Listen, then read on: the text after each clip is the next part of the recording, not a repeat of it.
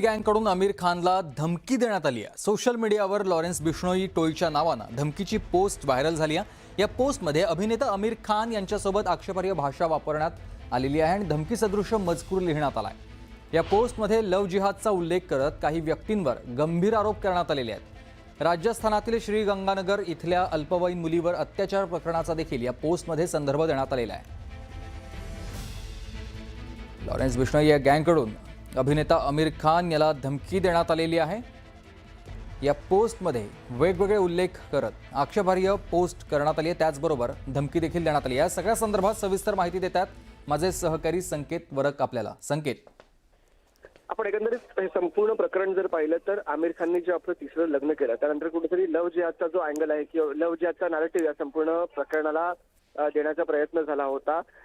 अनेक social media post पण त्या अनुषंगाने व्हायरल झाला होता। खरं तर आता एक पोस्ट जी आहे ती व्हायरल आणि फक्त पोस्ट नाही तर आता त्या पोस्ट संदर्भातला जो एक ऑडिओ क्लिप आहे ती देखील समोर आलेली आहे। खरं तर बिश्नोई गँग तर्फे ही जी पोस्ट आहे ती करण्यात आलेली आहे आणि त्याच्यामध्ये लव जिहाद संदर्भात जो आहे तो उल्लेख करण्यात आलेला आहे की आमिर खान जो आहे लव जिहादला कुठेतरी पाठबळ देतोय असा उल्लेख त्याच्यामध्ये करण्यात आलेला आहे आणि कुठेतरी धमकी सदृश जो आहे तो आशय त्या पोस्टमध्ये देण्यात आलेला आहे।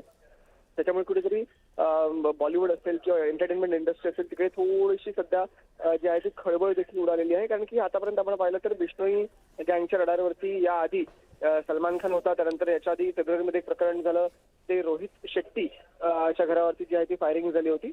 पण आता कुठेतरी आपण पाहतोय की आमिर खान बिश्नोई गँगच्या रडारवरती आहे का असा प्रश्न उपस्थित होतोय आणि काही या गोष्टी सनातन धर्माच्या विरोधात आहे असा उल्लेख त्या संपूर्ण पोस्टमध्ये केलेला आहे। आता महत्वाची गोष्ट म्हणजे फक्त ती स्टँडअलोन पोस्ट नाहीये तर इतर काही घटनांसंदर्भात पण त्या पोस्टमध्ये भाष्य केलेलं आहे। जसं राजस्थानमध्ये काही दिवसांपूर्वी एक लैंगिक अत्याचार झाला होता, त्या संदर्भात पण त्या पोस्टमध्ये जे आहे ते भाष्य करण्यात आलेलं आहे। मुळात आता मुंबई पोलीस या संपूर्ण प्रकरणाची कशी चौकशी करतात किंवा आमिर खानचा आता आमिर खानची सुरक्षा आता वाढते का, त्याच्या घराबाहेर पोलीस बंदोबस्त वाढतो का, हे आता पाहणं महत्वाचं आहे। धन्यवाद तुम्ही दिलेल्या सविस्तर माहितीसाठी।